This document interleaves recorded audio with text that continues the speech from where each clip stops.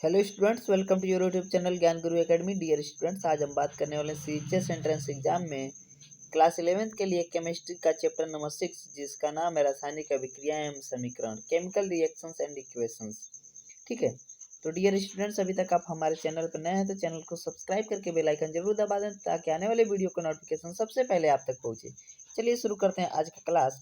तो जब एक पदार्थ किसी दूसरे पदार्थ के साथ क्रिया करके अथवा कोई पदार्थ अकेले ही क्रिया करके एक या एक से अधिक नए पदार्थ की रचना करता है तो यह क्रिया रासायनिक अभिक्रिया कहलाती है। एक हो या एक से अधिक पदार्थ हो, बच्चों, क्रिया करके कोई नया पदार्थ बनाता है या फिर एक ही पदार्थ क्रिया करके बहुत सारे उत्पाद बना देता है, तो ये सारी स्थितियों को ही हम क्या कहते हैं बच्चों? यही जो क्रिया होती है इसी को हम रासायनिक अभिक्रिया कहते हैं। क्लियर हो गया? जैसे मान लीजिए कि आपने क्या बनाया, चावल, और चावल में पानी मिला दिया तो चावल प्लस पानी ये दोनों जब आपस में क्रिया करेंगे बच्चों, अभिक्रिया करेंगे, जब आप हीट कराओगे तो क्या मिलेगा आपको? पका हुआ चावल मिलेगा।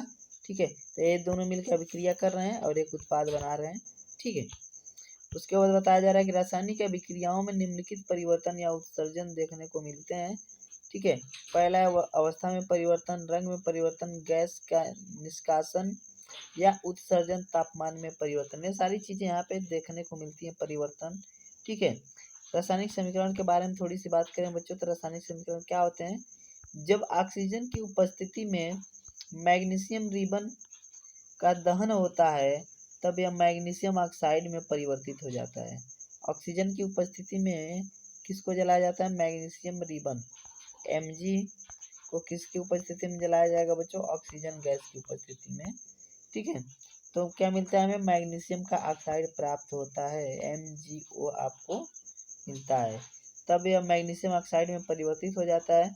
वाक्य के रूप में किसी रासायनिक अभिक्रिया का विवरण बहुत लंबा हो जाता है, जैसे संक्षिप्त के रूप में लिखा जा सकता है। ठीक है, अब हम इस तरह से लिखेंगे कि मैग्नीशियम लिया, उसके बाद उसमें क्या किया, ऑक्सीजन मिलाया, तो बहुत ही लंबा हो जाता है। इसे संक्षिप्त रूप में भी लिखा जा सकता है और इसी संक्षिप्त रूप को हम क्या कहते हैं? शब्द समीकरण। जैसे Mg, ठीक है, यानी कि मैग्नीशियम तो डायरेक्ट लिख देंगे मैग्नीशियम प्लस ऑक्सीजन और मिलकर बनाया मैग्नीशियम ऑक्साइड। ये शब्द समीकरण शब्दों के रूप में जब हम लिखते हैं तो इस अभिक्रिया का को शब्द समीकरण कहते हैं। इस प्रकार है मैग्नीशियम प्लस ऑक्सीजन।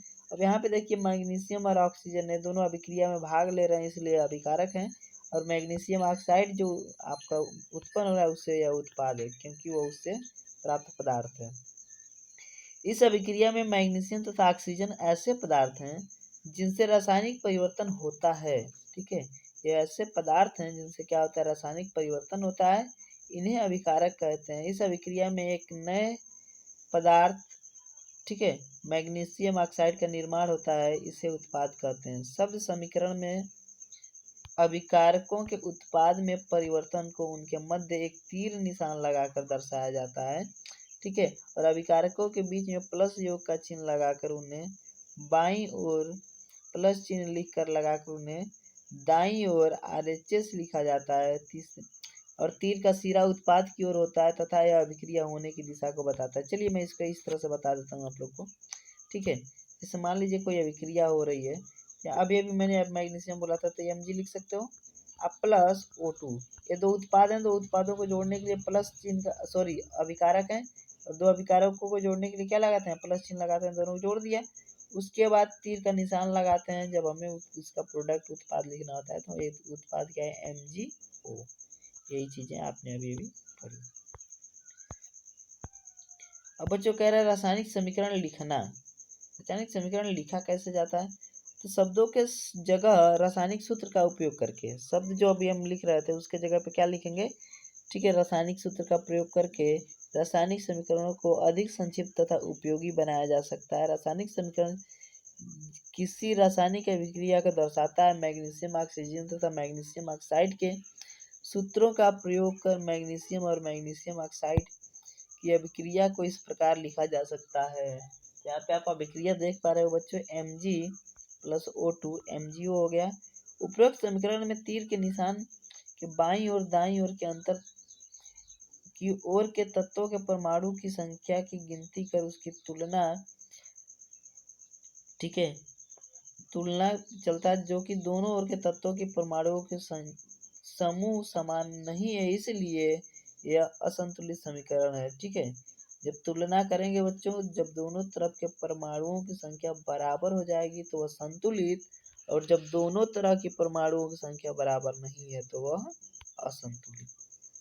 ठीक है, असंतुलित समीकरण में तीर के दोनों ओर के परमाणुओं के द्रव्यमान बराबर नहीं होते। किसी अभिक्रिया का ऐसा रासायनिक समीकरण कंकाली रासायनिक समीकरण कहलाता है। जो असंतुलित समीकरण होता है उसे हम कंकाली रासायनिक समीकरण भी कहते हैं। क्लियर है? ठीक है, अब देखते हैं संतुलित रासायनिक समीकरण का महत्व। संतुलित रासायनिक समीकरण का महत्व क्या होता है उसको हम पढ़ेंगे। किसी भी रासायनिक अभिक्रिया में द्रव्यमान का न तो निर्माण होता है और न ही विनाश। ठीक है, उसे केवल क्या किया जा सकता है बच्चों कि किसी भी रासायनिक अभिक्रिया के उत्पाद तत्वों का कुल द्रव्यमान अभिकारक के कुल द्रव्यमान के बराबर होता है।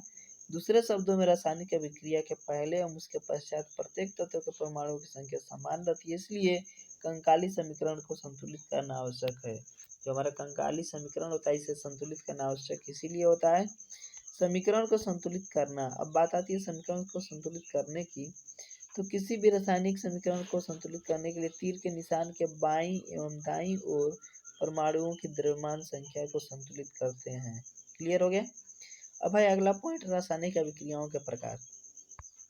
बच्चों इसमें पहला प्रकार आता है संयोजन अभिक्रिया। ऐसी अभिक्रिया जिसमें दो या दो से अधिक अभिकारक मिलकर एकल उत्पाद का निर्माण करते हैं उन्हें संयोजन अभिक्रिया कहा जाता है। उदाहरण के लिए कैल्शियम ऑक्साइड जल के साथ तीव्रता से अभिक्रिया करके, ठीक है, बुझे हुए चूने का निर्माण करके अधिक मात्रा में ऊष्मा उत्पन्न करता है। ठीक है, उसके बाद आगे अगर बात करें बच्चों तो वियोजन अभिक्रिया, यहाँ पे देख लीजिए इसका फार्मूला दिया हुआ है CaO प्लस H2O, अभिक्रिया का निशान CaOH2 का होल ट्वाइस AQ। तो बच्चों इन्हें हम कहते हैं बिना बुझा चूना और इन्हें कहते हैं बुझा हुआ चूना। ठीक है, अब वियोजन अभिक्रिया, जब एकल अभिकारक टूटकर छोटे छोटे उत्पादों में परिवर्तित हो जाते हैं तो ऐसी अभिक्रिया को वियोजन या अपघटन अभिक्रिया कहा जाता है। यह संयोजन अभिक्रिया की विपरीत अभिक्रिया है। ठीक है, किसकी विपरीत है? संयोजन अभिक्रिया की विपरीत अभिक्रिया है विस्थापन अभिक्रिया। ऐसी अभिक्रिया जिसमें किसी तत्व का परमाणु दूसरे तत्व के परमाणु से उस तत्व के परमाणु को हटाकर खुद उसका स्थान ग्रहण करता है तथा एक नया यौगिक बनाता है, उसे विस्थापन अभिक्रिया कहते हैं। अब यहाँ पे आप उसके कुछ एग्जाम्पल्स भी देख पा रहे हो। Fe प्लस CuSO4 और अभिक्रिया कराई इनकी तो FeSO4 प्लस Cu हमें मिला। इस अभिक्रिया में लोहे ने दूसरे तत्व कापर को कापर सल्फेट के विलयन में विस्थापित कर दिया या हटा दिया है। द्विविस्थापन अभिक्रिया, वैसे रासायनिक अभिक्रिया जिसमें अभिकारकों के बीच आयनों का आदान प्रदान होता है उसे द्विविस्थापन अभिक्रिया कहते हैं। ठीक है, आयनों का क्या होगा बच्चों? इसमें आदान प्रदान होगा, उसे हम क्या कहेंगे? द्विविस्थापन अभिक्रिया कहते हैं। जैसे Na2SO4 और प्लस BaCl2 अभिक्रिया कराएंगे तो BaSO4 प्लस 2NaCl। अब बात करें बच्चों उपचयन एवं अपचयन की, तो ऐसा रासायनिक अभिक्रिया जिसमें किसी पदार्थ के ऑक्सीजन में वृद्धि होती है तथा किसी अन्य पदार्थ में ऑक्सीजन का ह्रास होता है उसे उपचयन अपचयन या रेडॉक्स रिएक्शन कहते हैं, रेडॉक्स अभिक्रिया कहते हैं। जिस पदार्थ में ऑक्सीजन की वृद्धि होती है उसका अपचयन होता है तथा जिसमें इसकी कमी होती है उसका अपचयन, ठीक है, होता है। उपचयन और अपचयन समझ गया? ऑक्सीजन की वृद्धि होगी तो उपचयन तथा उसकी कमी होगी तो अपचयन। ऑक्सीजन की वृद्धि हुई तो उपचयन, इस तरह से ऑक्सीजन की वृद्धि हुई ऑक्सीजन की तो उपचयन, और ऑक्सीजन की कमी हुई तो वहाँ पे क्या होगा? अपचयन। ठीक है, उदाहरण के लिए देख लीजिए CuO प्लस H2 और अभिक्रिया कराया तो क्या मिला? Cu plus H2। इस अभिक्रिया में कॉपर ऑक्साइड में ऑक्सीजन का ह्रास हो रहा है इसलिए अपचयित हुआ है। हाइड्रोजन में ऑक्सीजन की वृद्धि हो रही है इसलिए उपचयित हो रहा है। अर्थात किसी अभिक्रिया में एक अभिकारक उपचयित तथा दूसरा अभिकारक अपचयित होता है। इन अभिक्रियाओं को उपचयन अपचयन अथवा रेडॉक्स अभिक्रियाएं कहते हैं।